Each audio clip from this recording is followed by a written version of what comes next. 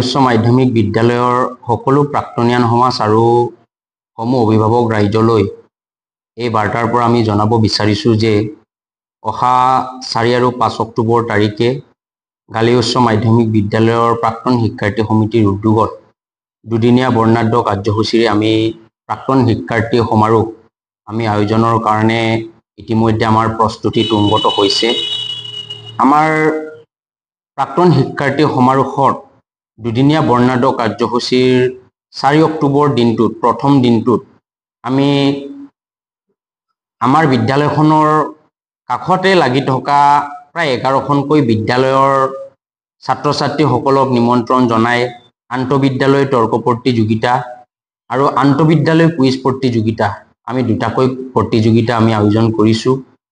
আৰু দ্বিতীয় দিনাৰ কাৰ্যসূচীত 5 অক্টোবৰ দিনটোত আমাৰ পুৱা পতাকা উত্তোলন কৰাৰ পিছতে বিদ্যালয়খনৰ স্বৰ্গগামী হোৱা আমাৰ শিক্ষাগুৰুসকলক আমি স্মৰণ কৰিম, গুৰুবন্দনাৰে আমি আৰম্ভ কৰিম।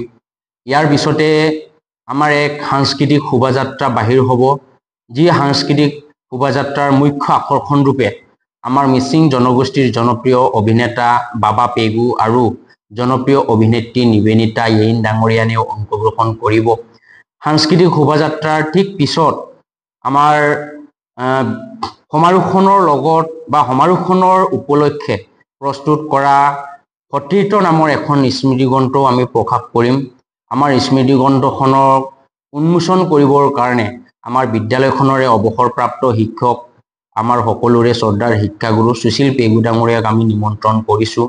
ইয়াৰ পিছতে আমাৰ প্ৰাক্তন শিক্ষাৰ্থীসকলৰ এক অন্তৰংগ আলাপ হ'ব, যি অন্তৰংগ আলাপ আলোচনাত বিদ্যালয়খনৰ 1986ৰ ফাৰ্ষ্ট এলুমনাই বেটছৰ পৰা 2025 চনৰ এলুমনাই বেটছলৈকে যিমানখিনি প্ৰাক্তনিয়ান আছে সকলোৱে একেলগ হৈ এই অন্তৰংগ আলাপ আলোচনাত আমাৰ বিদ্যালয়খনৰ অতীত বিজড়িত হৈ থকা আমাৰ স্মৃতিসমূহক আমি ৰোমন্থন কৰিম, আমি বাৰ্তালাপ কৰিম। ইয়াৰ পিছতে আমি আমাৰ ছাত্ৰ ছাত্ৰীসকল তথা আমাৰ অভিভাৱক ৰাইজৰ বাবে আমি মটিভেশ্যনেল স্পিকাৰ শিক্ষামূলক বক্তব্যৰ কাৰণে বক্তা হিচাপে সামাজিক মাধ্যমৰ অতিকৈ জনপ্ৰিয় পাৰ্থচাৰ ৰূপে পৰিচিত আমাৰ পাৰ্থজ্যোতি বৰুৱা ডাঙৰীয়াক ছাৰক আমি বিশেষ শৈক্ষিকমূলক বক্তা ৰূপে শিক্ষামূলক বক্তব্য ৰাখিবৰ কাৰণে আমি নিমন্ত্ৰণ কৰিছোঁ।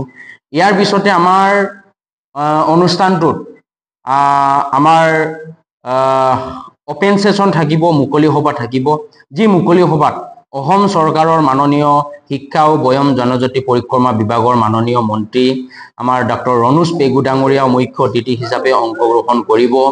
আমাৰ অসম চৰকাৰৰে আমাৰ লখিমপুৰ লোকসভা সমষ্টিৰ মাননীয় সাংসদ প্ৰধান বৰুৱা ডাঙৰীয়াই বিশিষ্ট অতিথি হিচাপে উপস্থিত থাকিব আৰু বিশিষ্ট অতিথি হিচাপে আমাৰ মাননীয় জনপ্ৰিয় বিধায়ক ভুৱন পেগু ডাঙৰীয়া উপস্থিত থাকিব।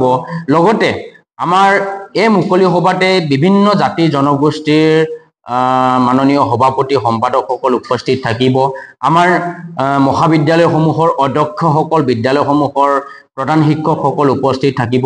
আমি আশা কৰিছোঁ আমাৰ প্ৰাক্তনিয়ান শিক্ষাৰ্থী সমাজে আয়োজন কৰা এই প্ৰাক্তন শিক্ষাৰ্থী সমিতিৰ উদ্যোগত আমি সমগ্ৰ অসমৰ লগতে আমাৰ জোনাই অঞ্চলত এক আমি শিক্ষামূলক এটা অনুষ্ঠান ৰূপে আমি আমাৰ অনুষ্ঠানখনক আমি বাৰ্তা দিব বিচাৰিছোঁ। কেৱল মাত্ৰ আমাৰ প্ৰাক্তন শিক্ষাৰ্থী সমাজে কেৱল মাত্ৰ নৃত্য গীতেই নহয়, প্ৰাক্তন শিক্ষাৰ্থী সমাজৰ যোগেদি এক আমি শিক্ষামূলকভাৱে বা শৈক্ষিক দিশৰ ওপৰতো আমি কেনেধৰণৰ এটা বাতাবৰণ সৃষ্টি কৰিব পাৰোঁ, এনেধৰণৰ আমি বহু পৰিকল্পনা কৰি আমি আমাৰ অনুষ্ঠানটোৰ কাৰণে আমাৰ কামৰ অগ্ৰগতি আমি আগবঢ়াই লৈ গৈছোঁ। আৰু বিশেষকৈ ইয়াতে আমাৰ সকলো প্ৰাক্তনিয়ান সমাজক এটা আমি আহ্বান জনাব বিচাৰিছোঁ, যিহেতুকে আমাৰ মাজত অতি কম সময় আমি হয়তো সকলোকে আমি ফোন যোগে বা আমি লগ হৈ কিনি যদি নিমন্ত্ৰণ জনাবলৈ আমাৰ বহুতখিনি অসুবিধাৰো সৃষ্টি হৈছে আমাৰ মাজত কম সময় থকাৰ বাবে। সেইবাবে সকলো আমাৰ প্ৰাক্তনিয়ান সমাজক যে মই বিদ্যালয়খনৰ প্ৰাক্তন শিক্ষাৰ্থী সমিতিৰ সাধাৰণ সম্পাদক হিচাপে বা আমাৰ সমিতিৰ তৰফৰ পৰা আপোনালোক সকলোলৈকে আমি সাদৰেৰে এই সামাজিক মাধ্যমৰ যোগেদি নিমন্ত্ৰণ জনাইছোঁ।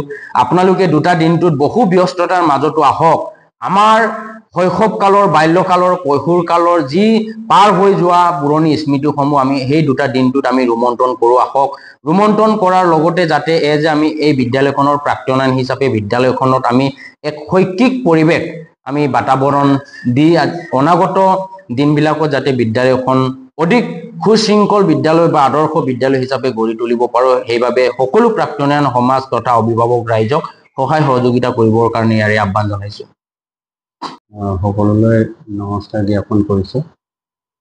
আমি গালি উচ্চ মাধ্যমিক বিদ্যালয়ৰ প্ৰাক্তন ছাত্ৰ ছাত্ৰী সমিতিয়ে অহা 4 আৰু 5 অক্টোবৰ তাৰিখে বৰ্ণাঢ্য কাৰ্যসূচীৰে দুদিনীয়া কাৰ্যসূচীৰে প্ৰাক্তন ছাত্ৰ ছাত্ৰী সমাৰোহ আয়োজন কৰা হৈছে। গতিকে সকলো আমাৰ প্ৰাক্তন ছাত্ৰ ছাত্ৰী আৰু দল সংগঠন সকলোকে আমাৰ এই প্ৰাক্তন ছাত্ৰ ছাত্ৰীৰ সমাৰোহত উপস্থিত হ'বৰ কাৰণে এই প্ৰেছ মিট যোগে মই আহ্বান জনাইছোঁ। আৰু আমাৰ তাতে বিভিন্ন ধৰণৰ শৈক্ষিক আমাৰ ছাত্ৰ ছাত্ৰীসকল কম্পিটিশ্যন অনুষ্ঠিত কৰা হ'ব আৰু বিভিন্ন ধৰণৰ তেনেকুৱা কাৰ্যসূচী আছে। সেই কাৰ্যসূচীসমূহ আমি সম্পাদন কৰিম। গতিকে সকলো ৰাইজৰ পৰা সহায় সহযোগ আগবঢ়াই মই এই প্ৰেছ মিটটো আগবঢ়াইছোঁ।